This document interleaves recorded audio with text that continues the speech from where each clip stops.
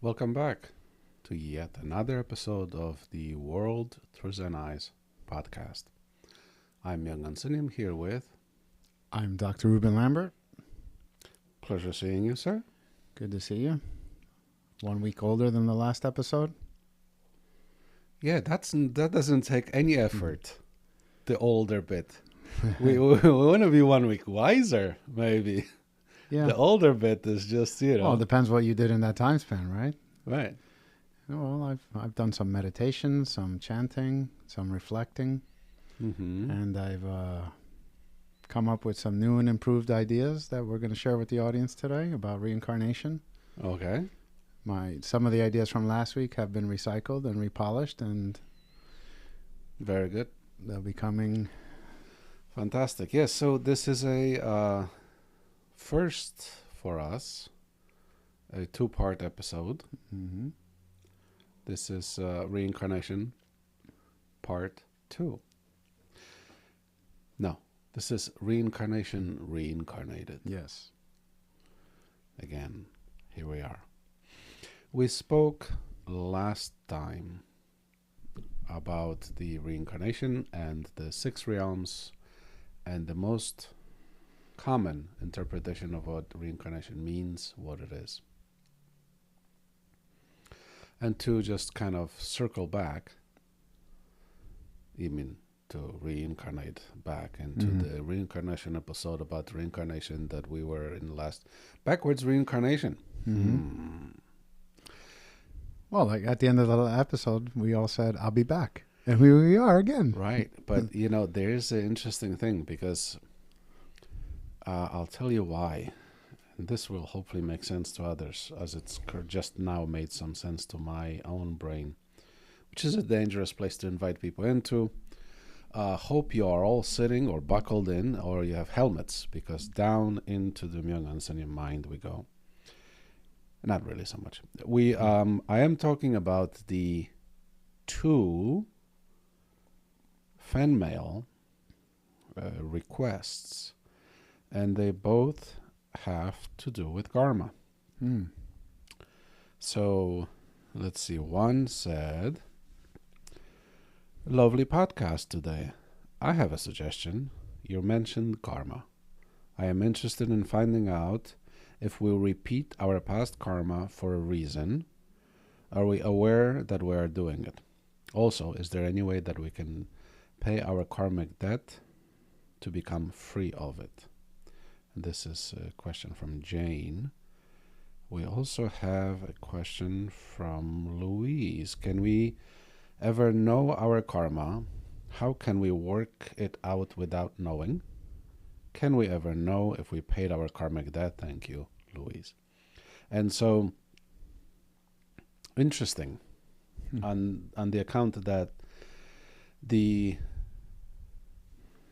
and we'll certainly be doing an episode on karma, because these questions betray a certain, albeit very common, misunderstanding of the karma in a sense. So we have to absolutely do an episode or a few on that. Yeah. But I bring it up because this idea of repeating karma. And so now we're talking about reincarnation, and repeating karma is an interesting thing. When we consider repeat, we consider this kind of going back, right? That we are going back as if we were on a Ferris wheel, backwards moving, right? And so we started at the bottom and then went around full circle, and then we're back at the bottom again. I'd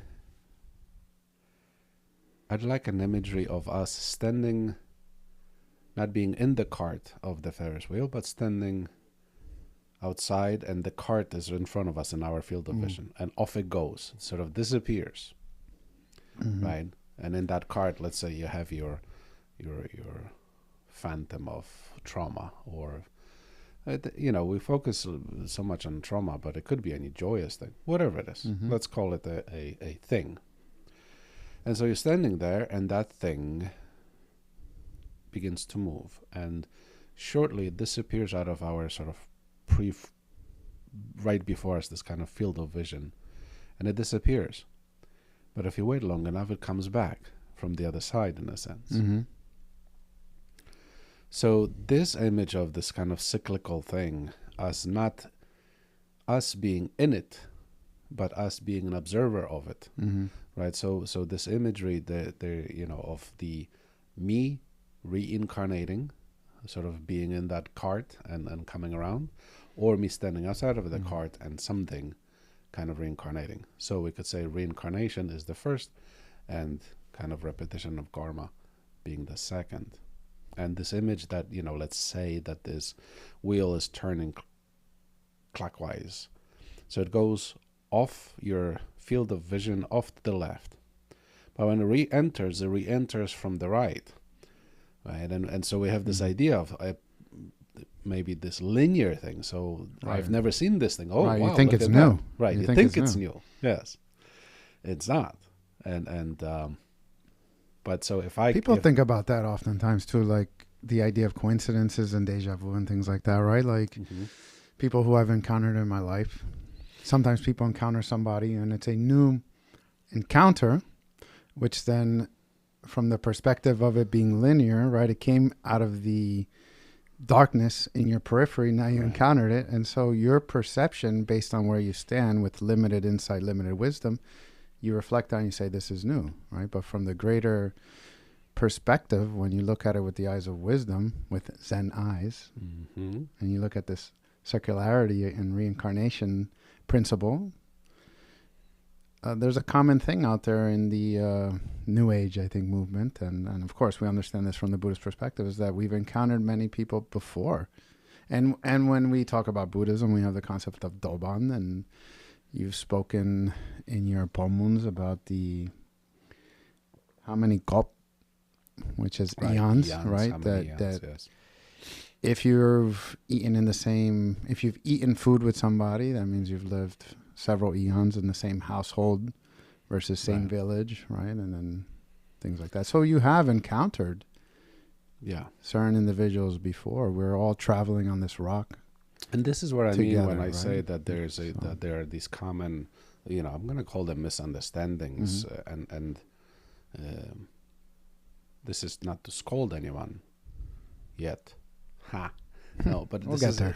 The idea is that they're misunderstanding because we have to understand a little bit of a nuance to get really the main gist of it, because they appear, right? Like I said, there's a cyclical thing, right? So in the cart cyclical, out of the cart cyclical, Ferris wheel, round and round we go. And so it's very easy to either draw conclusions or kind of jump to a conclusion, right? And so, but back to the topic at hand, even though they are intertwined, we meander as we do. Reincarnation, rebirth, all right, for those of you who are having heart palpitations as I say the words reincarnation, because have devoured too many intellectual... Okay, no scolding, I promise. No, I don't do such thing as promises. We have introduced, if you will, the concept of reincarnation as this usually thought of thing. That is to say, I live a life, and I live to the end of it, whenever that comes, and I live out of it. And whoop, I go to something, and I have now reincarnated, perhaps in another realm, in another realm of existence. We've talked about those, Om Mani Padme Hum, the 6 realms of reincarnation, the destinations, if you will. And I don't recall, because a week ago was so long ago for me, but we have to also understand, even in that major kind of reincarnation idea of what reincarnation is, a person, namely someone reincarnated into a human form, because they're not as clearly defined as we also imagine them to be. And there's going to be overlap between these principles, because to really grasp it, we would have to very clearly define the terms, namely, what is the physical existence, what is our psychological existence, what is our spiritual existence, what is our emotional existence, you name it, right? So there's going to be a little bit of room for overlap and things of that nature. But perhaps in other episodes we could more nuance. The reason why I say that is because someone could be a human being, reincarnated as a human being. I think I know where you're going with I this. think you know I've where I'm encountered going. many people of the kind that you're about to describe. Yes, and you know, so you have a human being, and one could say, I have reincarnated as a human being. And again, without defining the terms, but let's just move on. There are people who are human beings and yet have the proclivity, or at times, it doesn't have to be that they're 24 hours a day doing the thing, and we'll get into that also, but they can act, a person could be a human being and act frankly like an animal, governed and driven by the same motivation and the same, you know, impetus that an animal would. And we mentioned Agui. I think I went a little bit on a tangent of the Agui, the hungry ghosts and the likes, and you know, a person of insatiable appetites for love and for admiration, and sometimes for acceptance, and sometimes for, you know, the appetite and the hunger for being understood and being known or being unknown. It goes in every which direction you can imagine. If the appetite for the thing is insatiable, it is imprisoning. It's almost like a Guns N' Roses album. It's an appetite for destruction. It's an appetite for destruction. It's a bottomless hole. I think if you highlight a person who is under the grips of addiction, it's a good example of this insatiable appetite, because there's a saying when it comes to substances, if you're addicted to them, one is too much, and 1 million, whatever number, one Googleplex, you can add the biggest number you know to that, is never enough.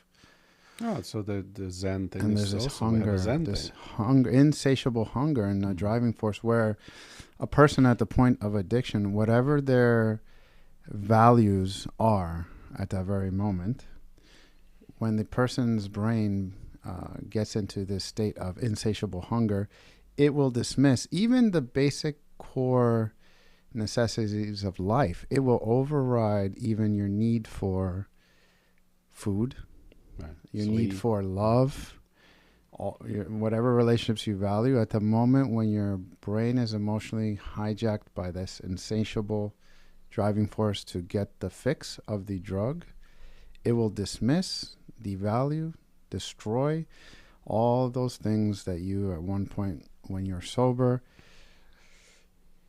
value and admire and need for your being. It will your override ethics, that. your morals, all of that gets pushed to the wayside, right? So this is I think this is a good example of a hungry ghost.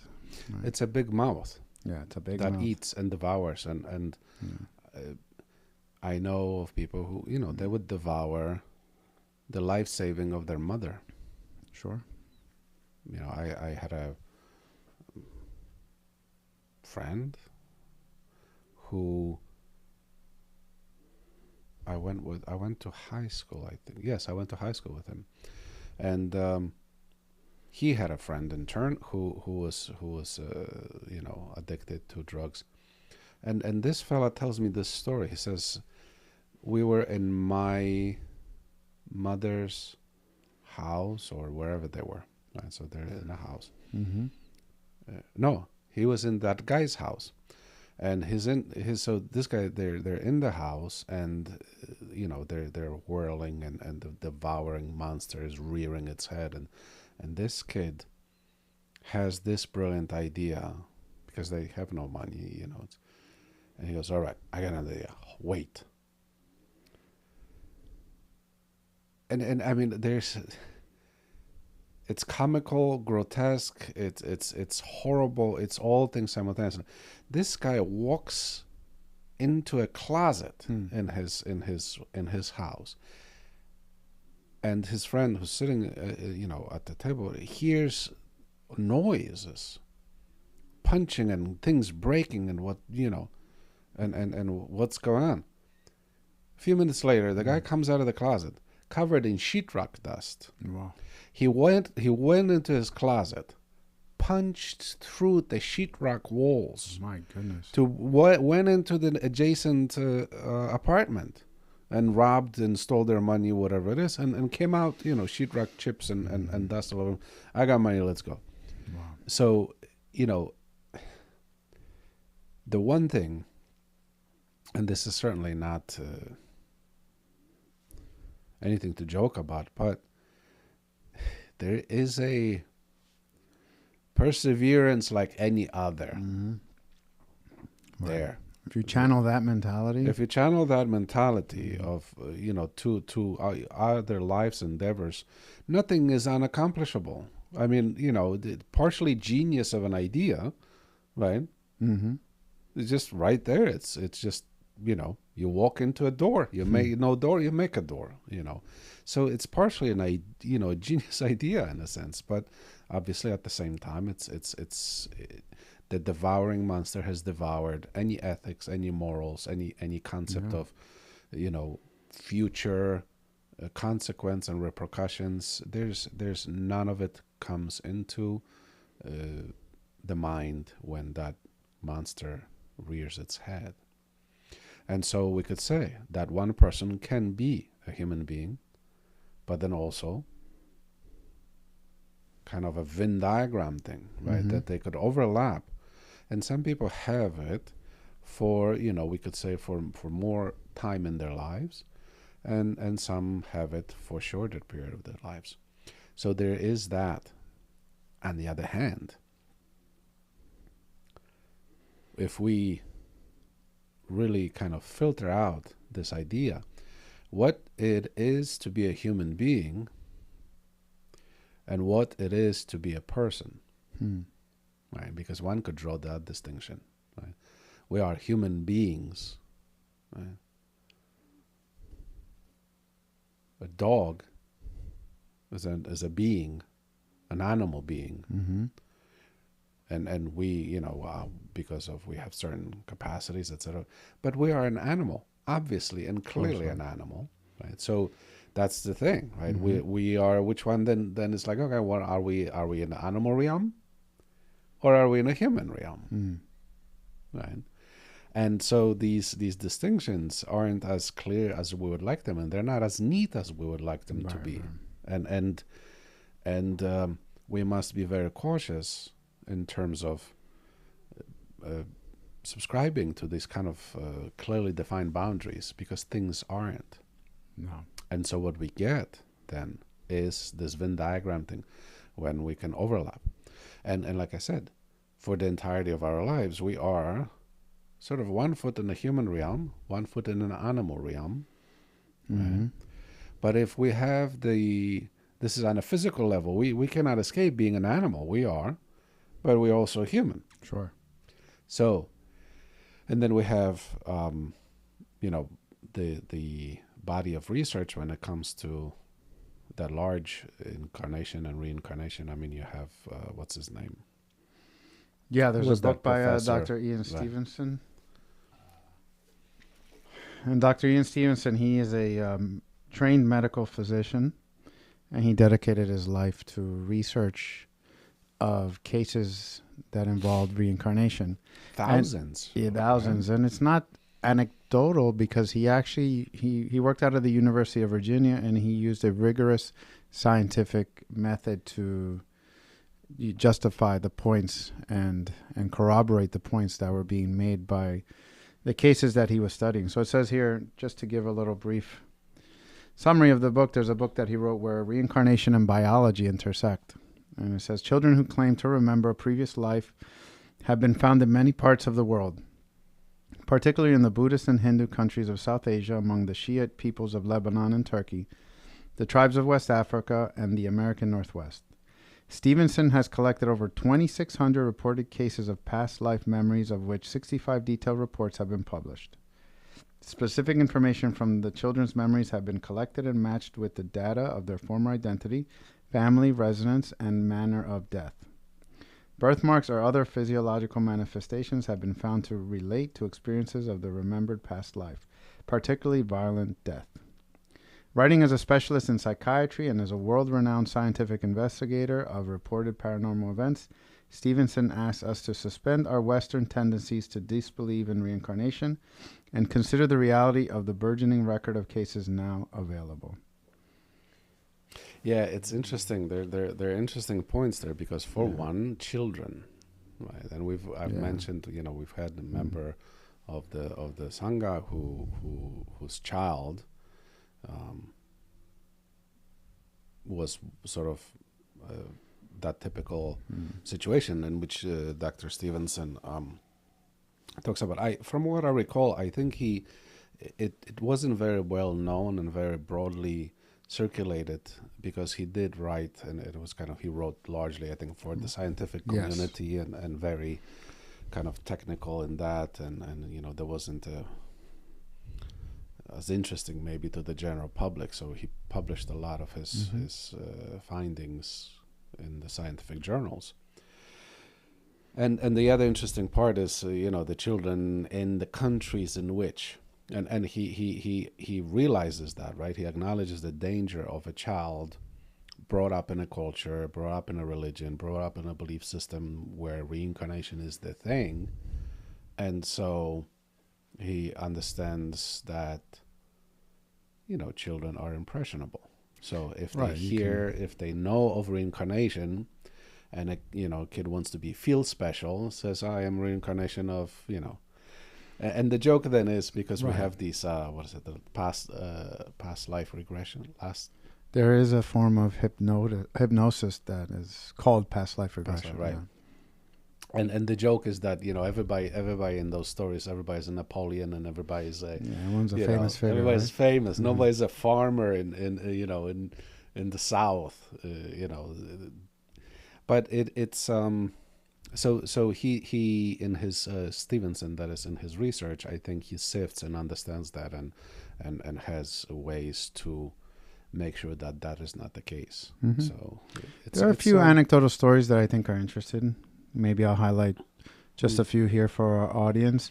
One that is making its rounds through social media is about a child who, I think around the age of 7 or 8, started to tell his parents that he was murdered. And but that's late too for the. And then the parents kept hearing this time and time again, and so it did pique their curiosity. So they actually investigated it, and the child was able to, with great detail, identify the place of his burial. And it just so happened that he was murdered by his neighbor. And the parents went there with the police. They dug the exact spot where the child delineated where he was buried, and they did find his bones. And they did find evidence of the neighbor having to do with the murder, and the person was arrested. There's a movie. Now I was just saying this. There's a movie with an actor. There's a movie. I think it's some young kid befriends a grown woman and claims to be her husband or something. Yeah, I think it was called Made in Heaven. Made in Heaven. I don't know. It's anyway, there's a lot. That stuff is out there. So there's this overlap and this is where we kind of wanted to do the second part, because we have the physical and that great cycle of reincarnation. You're a human, you're an animal realm, etc., the physicality of it. But then we have what is frequently dismissed or not understood as reincarnation, is the repetitive kind of karmic circle. And we'll talk more about that in the karma episode. But we have and sort of Kunzunim, Zen masters a person comes in who you know, right? And the first thought is, and again, this is not by judgment, but the first, the thought is, in what realm of reincarnation is this person in this moment? Currently, where are they currently? And this isn't to say, it's like, look at you acting like an animal. Look at you, this is to say that where the person is, if one is to furnish that person with some solution to a problem, with a teaching or with the answer to a question, the first thing that must be understood, and this is monumentally difficult, and we pursue what is called, such a terrible, powers, 신통력, superpowers, not superpowers we have, but ability to know the minds of others, ability to blah blah blah. They we have 5 main things, but this is a pursuit. Why? So that we can better serve the other person, so that we can better serve people in general. Right. To know where the person is and which realm they are in this moment, right? We can then match appropriately the antidote to their suffering, the medicine to their aches and pains and ills. And that is to say that it would appear that, well, if a person is suffering from emotional turmoil, if they're anxious, right, and it would appear that the same, well, it's anxiety, so give them anxiety medicine in a sense. And not necessarily chemically, but in this case we're talking about advice and whatever. But that's not the case necessarily, because an animal can live in a state of anxiety, right? Typically a human being can live in a state of anxiety. An agi can be in a state of anxiety. Hell realm could be the state of anxiety nonstop. So what is the matching thing? It's like a physician who takes your medical history to say what medicine, will penicillin work, and if you're allergic to it, you can't be given that, and so certain states of reincarnation, certain states, are more, certain medicines are more appropriate for certain states. That being. And now we're speaking psychologically, and I'm not going into the spiritual element, right? But that being will not be helped, right, by the same advice that a being of another realm can be helped. So the medicine must match the one who suffers, and if they suffer within a realm of existence, right? Okay, let's say, for example, there are heaven realms, right, which are then characterized where people are not likely to follow advice and follow the teachings that those heavenly beings. Why? Because they have ego, arrogance. Right, that connects to the story that I said last week about Joseph Campbell and Indra, king of the gods, right? He built this great palace, he felt high and mighty, and then a monk without clothes came in, and he was just scoffing him because it's like, you're entering my palace looking like this, right? Yeah, there's so this there's arrogance there. Right. So you have abundance on one hand, right? And then somebody else could, on another realm, could have an abundance of something also. And the medicine is going to be different depending on those realms of existence. And so what we call then challa to challa reincarnation, that is to say moment to moment reincarnation. And if one had seen the Tenghua, the painting that usually is on the Shinjung altar, the Dharma Guardians altars, you see the faces and the facial expressions of those beings, and we can say on one dimension of this thing, those are the faces, the multifaceted expression of who we are as a human being, in a sense. And then, so we transmigrate these various realms. There's the Sibyl Myung Bosar, 11 face bodhisattva, you know. Anyway, the point being is that every moment is subject to change. I mean, that is the characteristic mode of operation.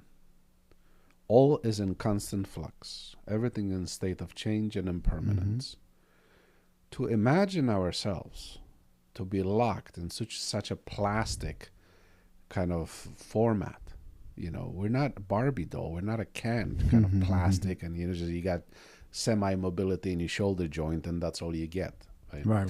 The pliability and this is, you know, on one hand, such a fascinating thing as a human being that we are boundless in a sense, and it's a blessing and a curse simultaneously, because we are boundless. We can do anything, but also because we are boundless, we are then miserable in the boundlessness of it. Because if no control, if no training of control, if no state of wakefulness is available to the person, one will never, ever know. If you're not conscious, if you're not awake within yourself as you go through your day to day, it's a big thing. But in the least, one needs to start training somewhere to sort of put this thing, because it could be an academic exercise. Well, you know, these are the realms of existence, and this is how they are characterized, and you could spend years studying this thing. But if you live is not receiving anything meaningful out of your study, then this is where Zen, frowning upon academic pursuit of enlightenment, sits. So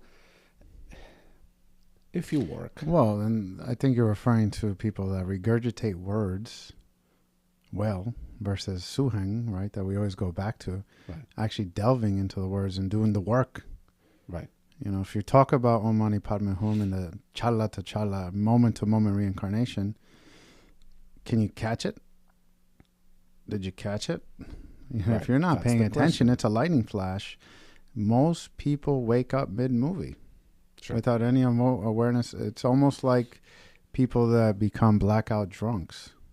That's exactly. And they engage in reckless behavior. You know, I was drunk throwing up and then cleaning the floor, and with the same rag that I cleaned the floor, I was cleaning my face of the throw up. And then you just wake up in a pool of vomit.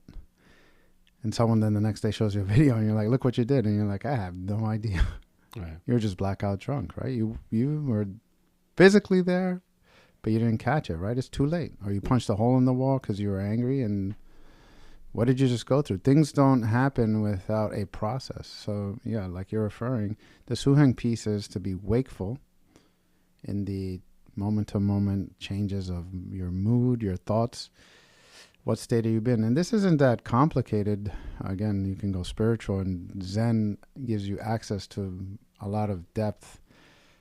But just reflect on how you feel moment to moment, and you'll see moods change, just like the weather. I would if you're happy, maybe that's your heaven. But you're not constantly in a state of happiness, because day-to-day life isn't the same. That changes too, right? So you will encounter something that will challenge you. You will encounter something that's a stressor. And then how do you react to that? Then if you're complaining because someone took your parking spot, or someone took the last cookie box and they beat you to it, and now you're mother effing them and cursing them out, well, then stop at that moment and think, well, what have if I was in a state of happiness, that was my heaven. Well, where did I reincarnate to at that very instant? Yeah. You know, and then you were in heaven. You were in heaven, and now what? Plunged into a Mawang or hell realms. You're angry and you're upset, and you want to tackle poor old lady because she beat you to the cookies, right? You know, as you said, as you spoke of the cookie, I had a flash of this meme that I saw of the office pizza party. Yeah. And I want to say it was COVID time. It must have been, well, but it was this idea, and it said, that there was an office party, and one person took the last slice, I think it was, or two. How did it go? Something to the effect of there were two people, and each one of them took the last slice. One did it.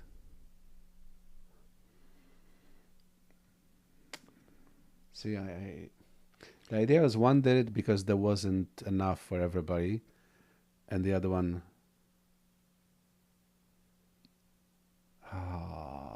because it wasn't enough, and the other one what? Because they wanted too much.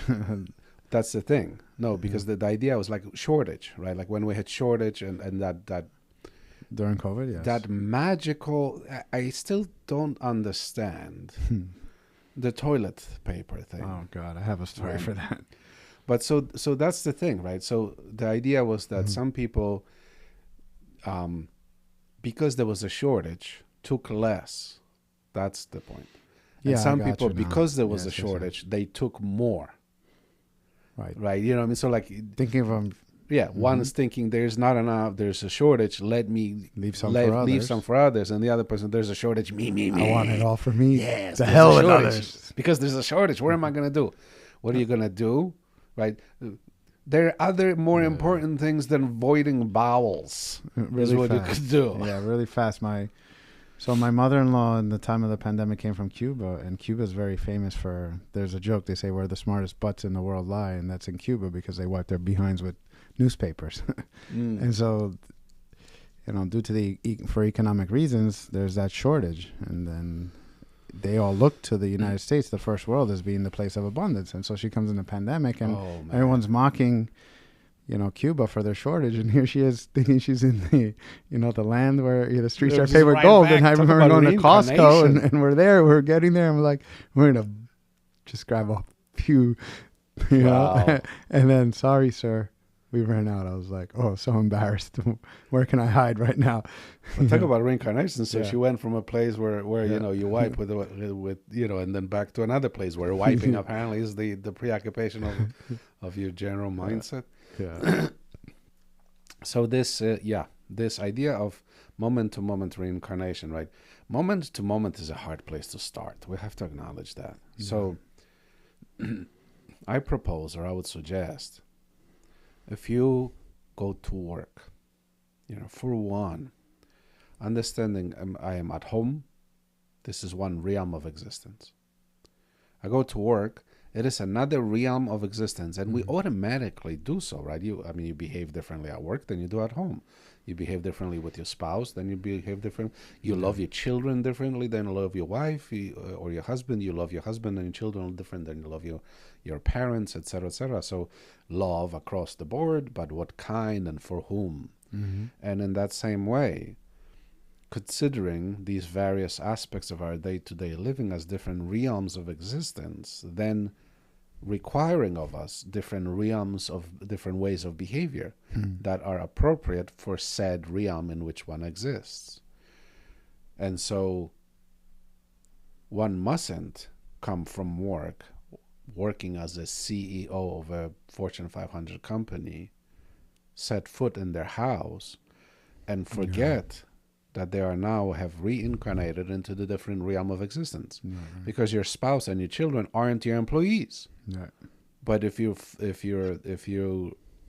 been working and dealing with employees and subordinates, your whole entire day, and you come home and you haven't realized you've reincarnated into different realm of existence, you're then likely and subject to treat your spouse and your children and your family members as your workers and subordinates and whatever. And you will then magically turn that realm into yet another realm, because you will turn it into a war zone or a hell realm. And so the easy and we start with the easy and big ones. Right. You go into a supermarket, right? The comfort that you have at home, the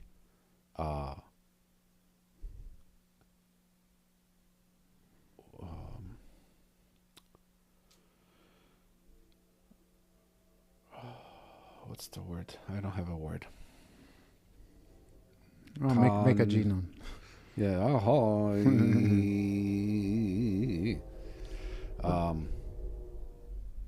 Accommodations, let's call it that. Sure.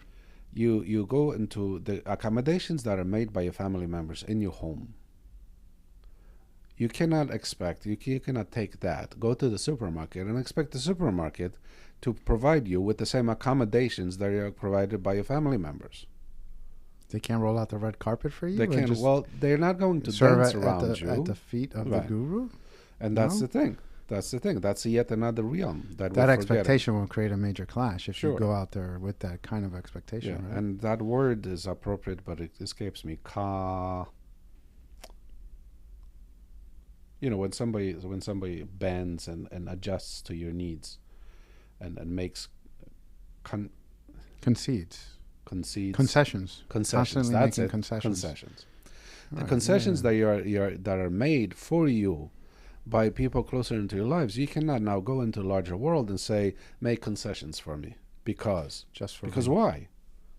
You're in a different realm of existence. You have to understand where you are, you know? And that's kind of that idea of which realm of existence I am in. Mm-hmm. And this is the craziest thing, because we do it automatically, right? You speak differently to your parents than you speak to your children. You wouldn't speak to your children the way you speak to your parents, and vice versa, because they are different. You are there in a different realm of existence. So in the least, one ought to be awake enough to know if they've crossed those major and clearly defined borders of the realms in which one is currently existing. Then, next level of awareness. Level up, or level down, however you look at it. The next level of awareness of one's own realm of existence and this principle of reincarnation is one's emotional reincarnation. And you sort of hinted at that, right? You can be elated, and you could be joyous, and something happens, and all of a sudden your joy has dissipated completely and been replaced by fury, let's say. Right. That, without knowing that, without realizing that, without thinking, I have now just reincarnated into another thing. What we do largely is, and this has been a thing, because one could be then accused of invalidating an emotional state. And this is not what we're saying. We're not saying your emotions are, but we're saying be awake to it. Be awake to it. And again, if you are then upset about something, know that within the realm of anger operates on a different set of principles than the realm of, because then what we get is this strange overlap of abusive relationships, right? Where these lines of cajoling and then manipulation are blurred, manipulated by harshness or manipulated by love, love bombing to soften you up, just to then bruise you up, right? When we are unaware of these realms, then these spillovers happen, and what we are then subject and in danger of is psychological, for one, manipulation also. And I think every relationship influencer's favorite word, gaslighting. Right? All those things. Yeah. And so that's the one thing, right? It's then the realm of what emotional realm am I in? Am I acting? Am I in a heavenly mode or mood of realm? Am I in a hellish realms of existence, plunged into, torment and suffering, etc., etc.? And knowing that, it kind of gives you a kind of a step back. It creates a little bit of space to know I have entered into a space, into a way of being, which is different than to say I am. Right? I am angry. Right. If you are angry, that's it. Game over. You cannot be anything else then, right? Yeah. because the truth is, I am angry now, I am happy now, I am this. But the I am is it's a language thing, but what it's almost suggests is I am, and that's all that I am. And it leaves out of a possibility of I could be, I am angry, right? But I could be less angry, or I could be not be angry, or there's an opportunity there and a choice and a chance. But if we completely are plunged into realm of existence, we are so entirely engulfed that we, hook, line, and sinker. It's like you go to another country and there's a different set of laws that you abide by, and different currency and different language, and you're sold completely. It's very you're engulfed entirely by it. And so understanding that I am in this realm, not that I am it. I think maybe they should look at it as like a traveler. You're a visitor. You're a visitor. You're a guest. Mm-hmm.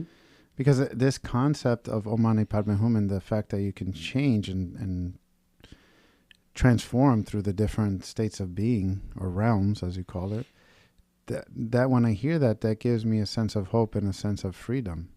Because like you said, if I am angry and that's all that I am, then you've collapsed your whole nature and your whole being into that thing. Then you can be nothing else. It's a poverty. It's a poverty of no option and no possibility. Mm-hmm. And nothing else exists. That is real poverty.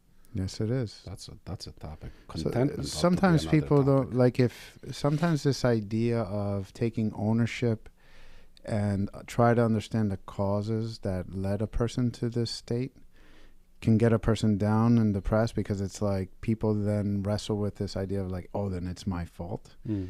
And I just want you to pause for a moment and pause that judgment for a moment and see it in this manner, that if a person had control over the situation where it led to this negative consequence, you can add fault to it or not. But if your actions, if you had control over your actions that have consequences or outcomes, that same thing that same power that led you to this negative situation, you can use that same power to get you out of that.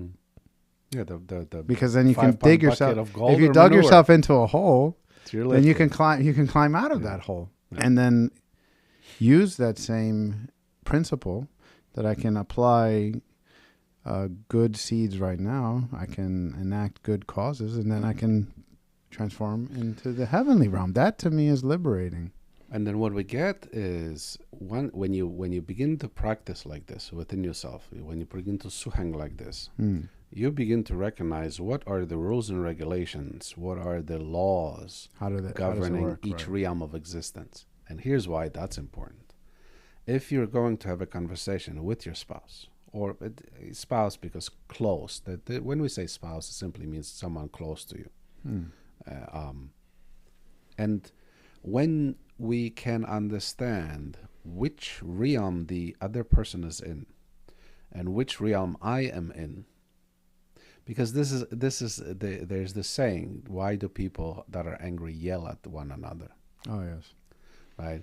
You could be 2 inches from one another. Why do they yell at why do they yell and scream at one another? It's because even though physically they're so close, there's this great crevasse. They're so far apart, actually. That's why they're yelling across this great divide, because they're not being heard. And if we can understand where the other person is, what realm they are currently in, and what realm I am currently in, right? Then we can have a conversation of the same language. I mean, it's if I know you are speaking Spanish, I'm not going to speak to you in French because you don't understand French. Right. And so then I adjust accordingly to speak to where that person is, what realm of existence they're currently in. If someone is sad, there is a proper way to help them kind of come out of that, if that's the goal. Yeah. There's a common ground, a common language, right. A body language, yes. A facial expression, a tone. But it's in word choice. If it's in such contradiction, you have to take that into account. Right. If it's in such contradiction to their state, their current state, they won't accept it. They won't hear it. They won't hear it. It's like a different language. This is falls why, on deaf ears, as they say. Right. This is why falls on deaf ears is absolutely true. If the two people are in such different realms of existence, the conversation cannot be had. And this is, again, yet another layer of it. Because, well, you're a person, I'm a person, you're human beings. Right? So we ought to be able to come to some consensus, something. But no, the physical me is in the realm of a human being. The psychological me is in realm, still hasn't checked out of the realm of being betrayed by my best friend, something or other, right? And there's a kind of disjointedness about oneself, and there isn't an alignment, and these various selves are not superimposed onto one another to make one coherent self. It's a fragmented and splintered and confused state of being, internally, externally, whatever. And so if we have no idea where we are, an attempt to have a conversation is going to be an attempt at me speaking from my realm in the language in which I am speaking, dealing with the currency that I am dealing with, and suggesting that you drive on the left side of the street, while you're speaking a different language and different currency, and by currency again, right? What you consider worth, right? You have one person can have a conversation with another person and say, I have this great idea X, Y, and Z, and I would help people do something, and the other person says, well, how much money is that going to make? Well, that's it. Now you're talking about what currencies. So what realm of existence you are in is going to deal with the different currency, right? So the materialistic setting is going to belong to one kind of a realm, and the humanistic setting is going to belong in another kind of realm. And unless you understand that, the conversation is going to be bizarre. It's going to be, comical, because it seems like we're talking about the same thing, but we're not, because we're dealing with different currencies. And so that's this idea of reincarnation is just, when we kaput out of this life, where do we into another, isn't the only way to think about it. Not only is it not the only way to think about it, it's so far away, right? So far away. And yet here I am in this very moment, in this thing. What's going on here and now is the question. I ought to be awake enough. As a last point, I know we're kind of past the beep, but as a last point, when we take up only the idea of reincarnation as the great cyclical thing, right, when we get there to the doors of death, or to the doors of leaving this life and moving on, and we have never practiced any state of wakefulness, we're going to just be as shocked and inept and unequipped, right? What if language of heaven, we get there and we realize, oh, this is a very different language. I've never experienced this, because here right now I've never been conscious enough when I have entered the language, when I have entered the realm of heaven. Here I've made no notes, I've made no conscious effort to learn what that feels like. So I'm going to arrive in heaven. Wouldn't that then make heaven hell? Right. Not only that, if at that moment you never practiced heavenly thoughts or heavenly ways of being, how can you expect to enter through that door? It's like no different than if you didn't study for a test, or if you never practice a skill, and then now you're live on stage to do gymnastics, backflips, and so forth and so on, and you never practiced that within your lifetime. So if you're looking for heaven, like you said, don't look too far away. Practice heavenly thoughts, heavenly feelings and heavenly ways of being in the here and now. You know a good way to express heaven's language? How much of this do you do, right?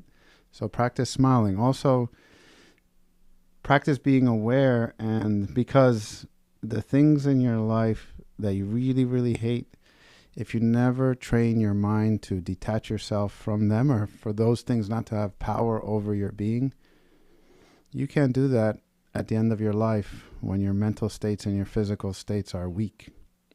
So in the day-to-day life, you have to implement these things and put them into practice. A very simple thing that we typically experience is at the end of the workday, we're tired, we're fatigued, and many of us, we carry with us home all the baggage from work. It's almost like our hair is on fire. I don't have hair, but you need to carry with you a little water bucket. So on your way home, you have to unwind and put the fire out. Because when you walk into your home, practice that being your heaven. So when you put the key in the door, as you turn that key, let that become an automatic switch in your mind where you're going to whatever's behind you that you can't see any longer. Hit that alternate control delete button and let go and release whatever it is that's been a burden and what you've been carrying, so that you can enter into a different realm and you can speak heaven's language. Because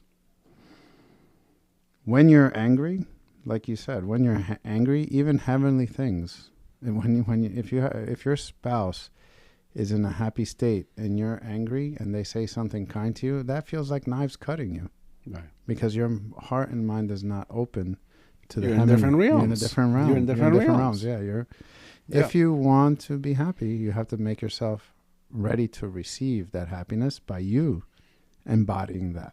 Right. So to summarize, if one will, we have the realms of reincarnation. We have the realms of knowing where you are, knowing where the other person is in this very moment, and adjust, right? Enter into the realm that is a communal realm in which we can deal with. Mm-hmm. Also, knowing one's own state of being, what emotional state, how do I feel, etc., etc. Knowing that makes them possible because one becomes more familiar with what those realms feel like firsthand. Mm-hmm. And so then we have some understanding. That person is in realm of, insatiable hunger. They are currently a hungry ghost. And so you then deal with it on the level and whatever necessitates or whatever the language is to communicate a concept, etc., etc. And so then we have the larger ones, like we said. If you're going home, if you're at home, you're in a home realm. And if you go to work, if you haven't realized, and if you've gone to work and you make an attempt to run your business as a family, right? Mm-hmm. And I know this is said so many times, right? But it's forgive me, all of you managerial positions people, right? But this, we are one big happy family here, step up and whatever. It's a language of family realm that is used in the kind of corporate realm. And even though the language uses even though the corporate world then uses the language of the home realm, it doesn't provide what a home realm would provide, right? So it's a kind of a manipulative thing, right? It's, we're all one family, and, that kind of thing. So being aware and making switches from where, if you're in a marketplace, if you're in a supermarket, if you're driving, you're in a realm of that. We're kind of another species altogether. You're sitting in a metal box, and it's how many people curse out the other drivers? Oh yeah, because you're locked in. It's also akin to like the keyboard warriors. Right, you could make a comment in somebody's blog post, just blatant, just destruction of character and name calling and whatever. Chances are that very same person, if they were standing shoulder to shoulder with that other person, they would never say the things that they say then. You would never tell the other driver to do X, Y, and Z and to do this and that to their wives and whatever. If you were, in the same line at the supermarket, Right.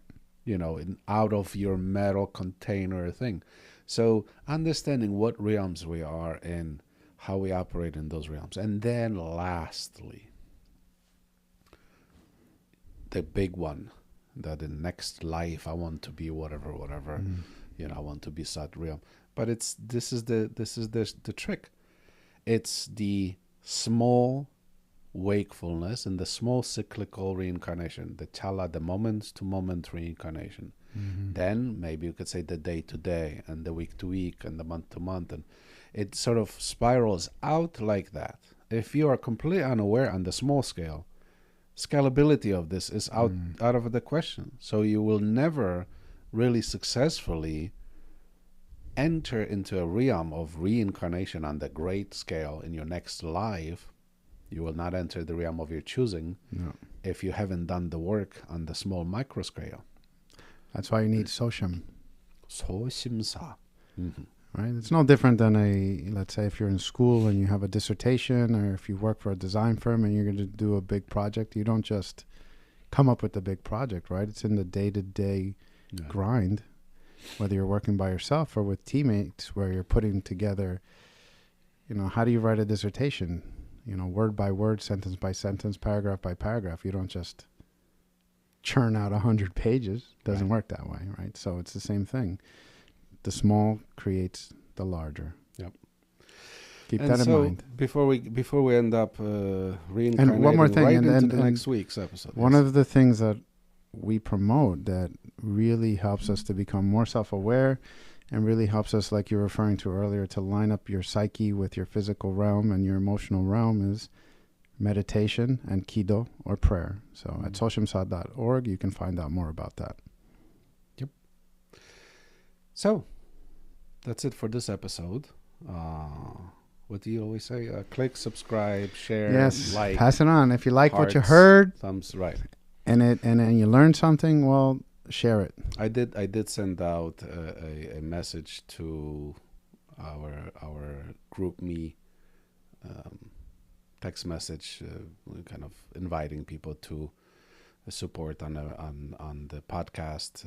We could do that on the podcast page. Is the best place. It affords for like a monthly little subscriber thing, and to offset, like we said, some of the cost of production and things of that nature. If that's something that you would like to do, have at it. If you don't know exactly how to do it, let us know. It's pretty straightforward. We are on all these various platforms, right? We're on Spotify, we're on YouTube, we're on Apple Podcasts, we're on Buzzsprout is where we host it, so that's our thing. Of course, so we also have a podcast website on the seconds.This if you go to podcast. Speaking of which, a new thing is a blog that is the derivative of what these podcasts are. So it is largely AI. If you want to read more about these topics that we're talking about on your own personal time, and they're like 3-minute reads per episode. It's the platform that we hosted generates these. We have somebody who just reads through it and makes sure there's no major faux pas. Like the transcripts sometimes say, my name is usually the thing that's butchered. Oh yeah. If I say unsanim or nojangnim when I generate captions, they never get that right. So hopefully, we could get it kind of cleaned up a little bit to be coherent. But that's another thing, and that's also on seconds.This. If you go to the blog page, you'll see majority of the previous episodes. Like I said, they're like a 3-minute reads of kind of gist, I guess, of what was talked about. Yes. Until next time, take care of yourselves and each other. I'm Yogan Sanim. I'm Dr. Ruben Lambert from My Heart to Yours. And if you want to learn more about the things I speak about on wellness, you can follow me at Wisdom Spring Wellness on Instagram and YouTube. Thank you.